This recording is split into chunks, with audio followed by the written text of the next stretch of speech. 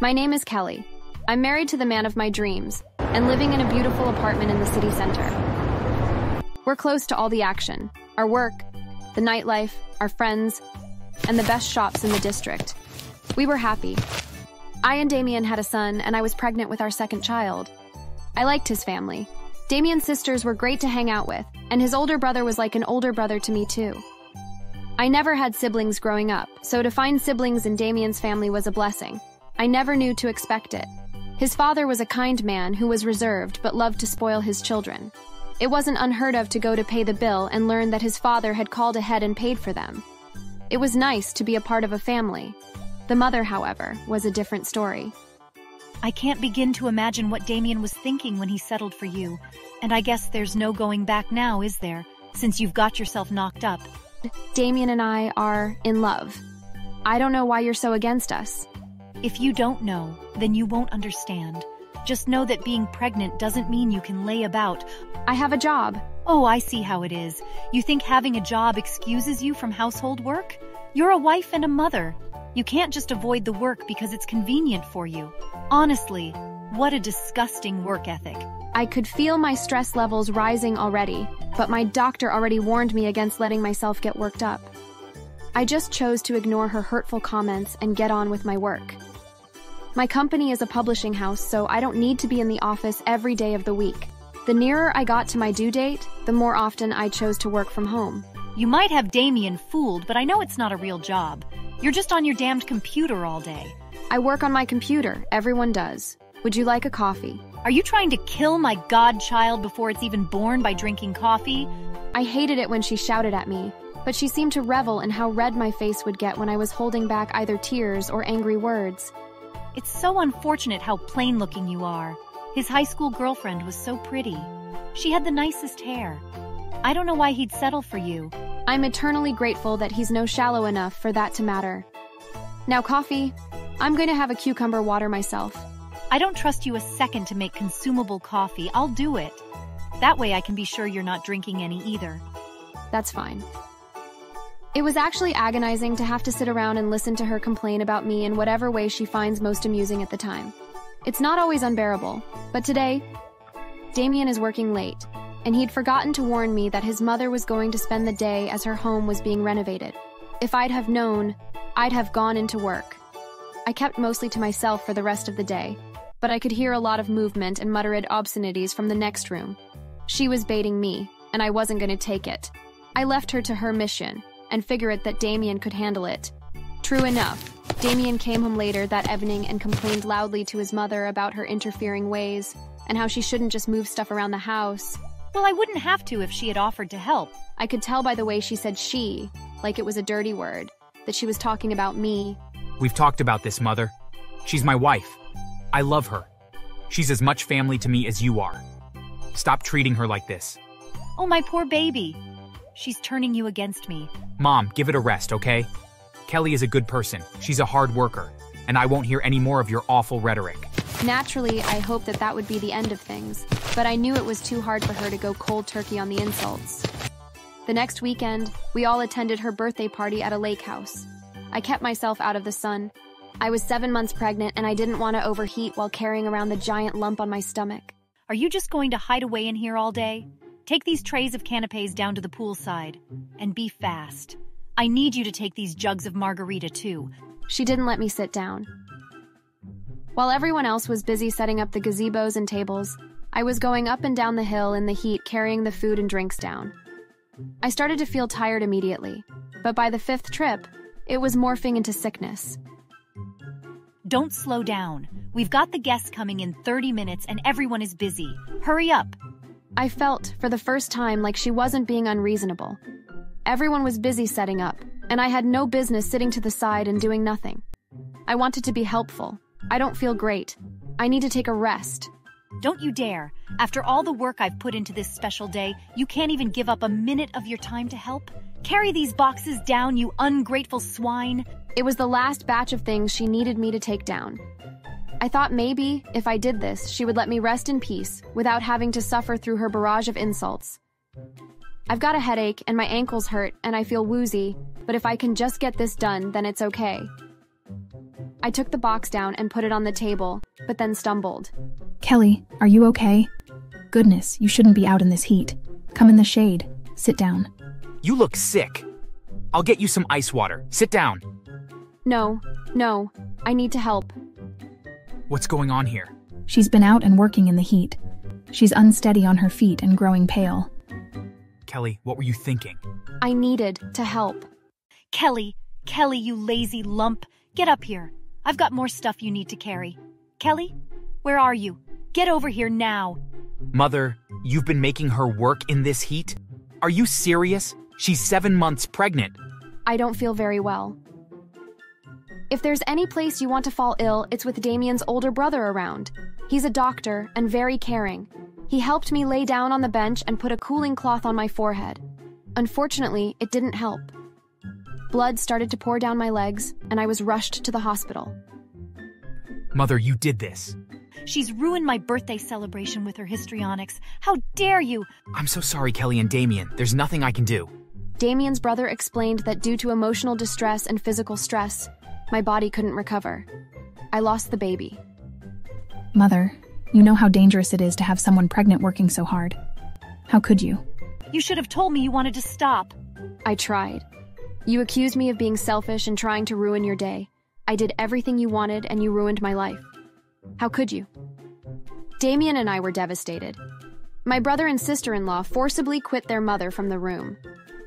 I've no time for someone so cruel and thoughtless. How dare you put yourself above Kelly and the baby? You don't deserve to be a part of this family. Yeah, I agree. Your birthday present this year is that you never have to see Kelly again, nor will you ever see me again. Or me. I've no interest in spending time with someone like you. 6 months later, we hadn't heard from the mother-in-law, and we were pregnant again. My heart still hurt for the life we lost, and I knew I would never forgive my mother-in-law, but she got what she deserved. She killed my baby, and she lost her family in return. I hope she's miserable. My brother and sister-in-law often come around to spend time with us, and recently my sister-in-law told us she will be getting married soon. It's a pity that my mother-in-law won't be around to witness this happy event or to ruin it. We hear that she now lives with her cat and is getting really old. Her bad attitude and the fact that she looks down on people have probably driven away her close friends. I sometimes feel pity for her. Thanks for watching. Please like the video so it can be recommended to others.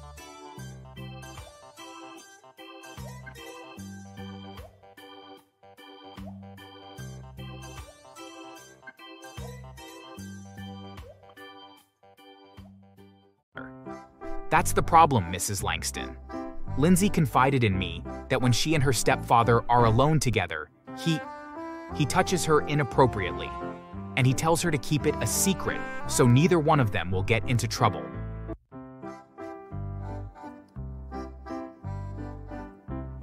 My name is Kate, and I'm 35 years old. I'm a mother to an 8-year-old daughter, Lindsay.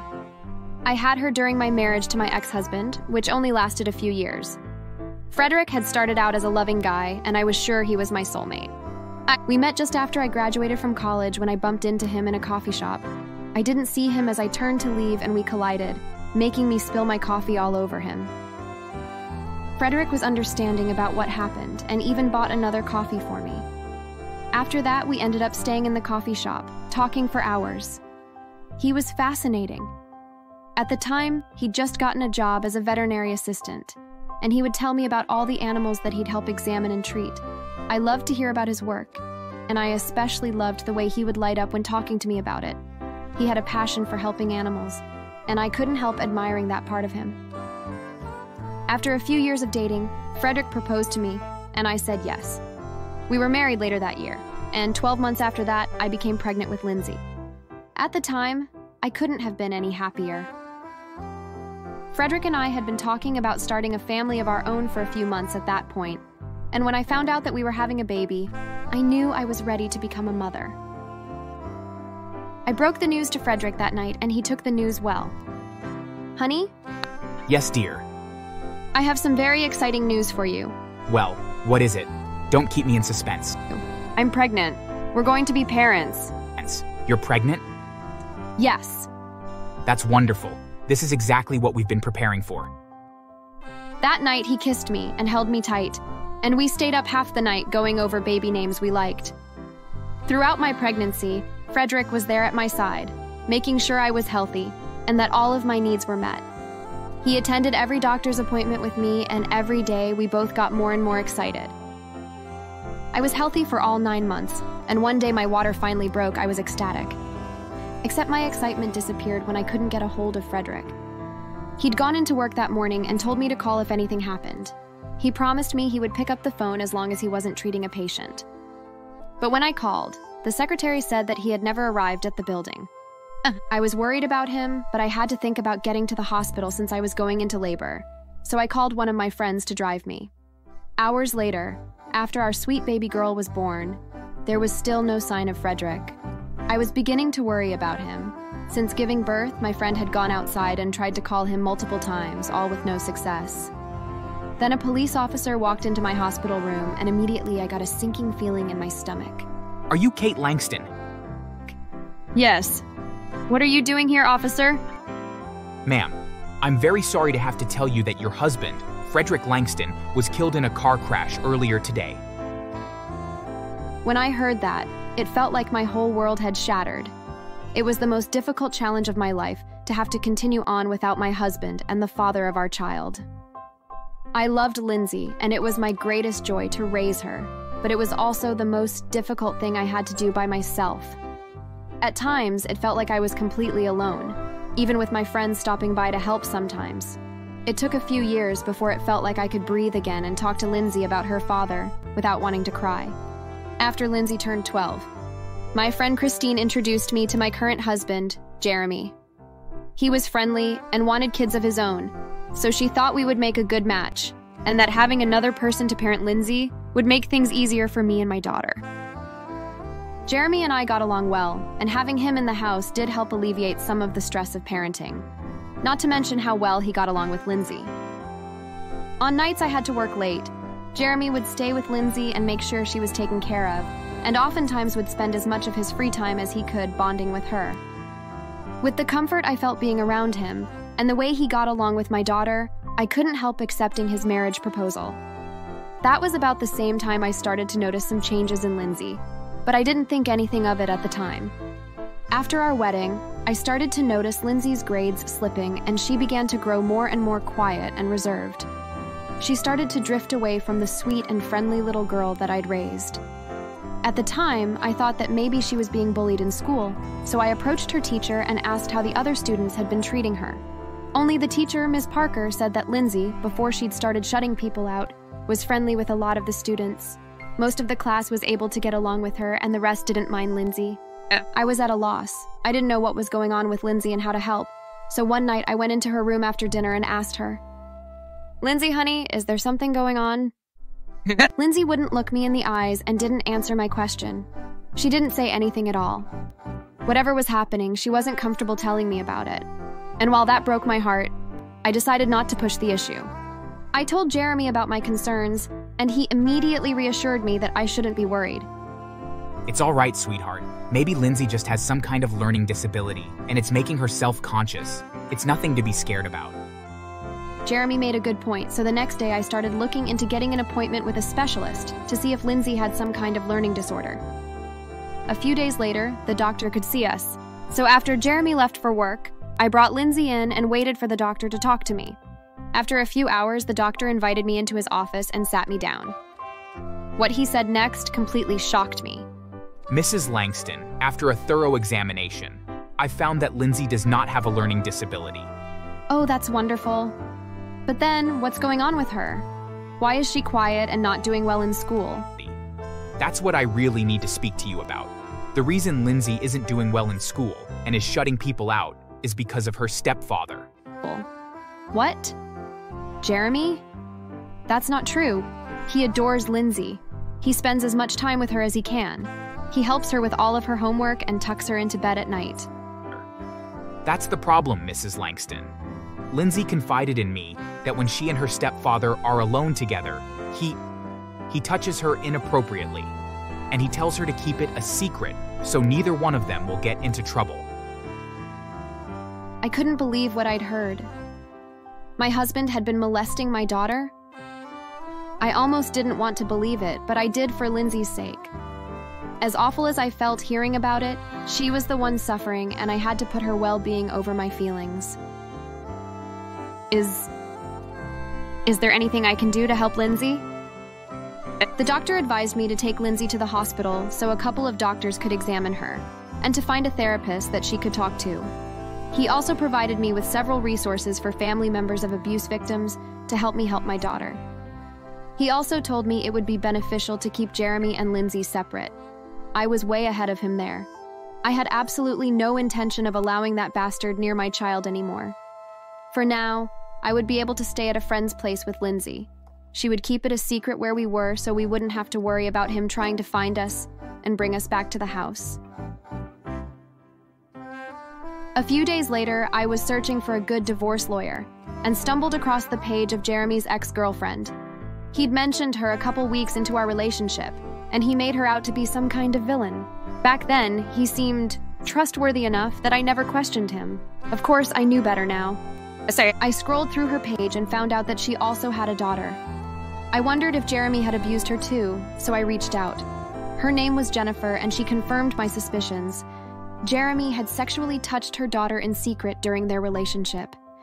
I told her that the same had happened with Lindsay, and we both knew that we needed to do something, or else he would continue to abuse my child. It was bad enough that he had hurt my own daughter, but to find out that he had done this before, and that he had gotten away with it was almost too much for me to take. It made me so incredibly angry, and so I created an anonymous account on a few social media websites and posted his pictures along with some rather strong words, indicating how he had hurt children in the past, and that if you dated him, that you should ask your own children if he hurt them as well. I knew that it wasn't the smartest thing to do, but I was just so mad, and I wanted him to pay for what he had done. Not to mention that there was a chance that our daughters weren't his first victims, and if he had hurt others, they also deserved to know that would pay for his crimes. After that, I met up with Jennifer, and together, so we both met up with our daughters and immediately went to the police. One of the female officers listened to our stories and took us seriously. She sent out officers to the house and arrested Jeremy, who insisted that he was innocent and that his arrest was some kind of mistake. Then he saw me and Jennifer with our daughters, and he realized that I knew what he had been doing. I couldn't help but smile when I saw Jeremy's face and noticed that he had a black eye and a split lip. The police later informed me that Jeremy had been receiving threats from the community, as well as having been attacked a few times by random strangers on the street. It would seem that the community now knew what kind of a monster that he was and had begun to take justice into their own hands. On top of that, the police told us that we weren't the first women to come to the station to report that Jeremy had hurt our daughters. 2 other women had come in and filed reports and even had evidence to back up their claims as well. When I asked the officers what would be done to Jeremy now that he was in custody, they winked at me and told me that people like him don't usually have comfortable nights while in jail. Chances were pretty high that a black eye and a split lip would be the least of his problems once the other inmates found out why he had been arrested. The police pressed charges against him, and his trial was quick. Because of Lindsay and Jennifer's daughter coming forward to talk about what Jeremy did to them, as well as the 2 other women, the judge gave him a life sentence and he was taken away. It was all over the news in our town, so if he ever got out, he would never be allowed to forget. I divorced him while he was in prison, and I've been doing my best to move on with my life. Lindsay still has a lot of healing to do, and so does Jennifer and her own daughter. But the process will be a lot easier now that the monster responsible will spend the rest of his life getting exactly what he deserves behind bars.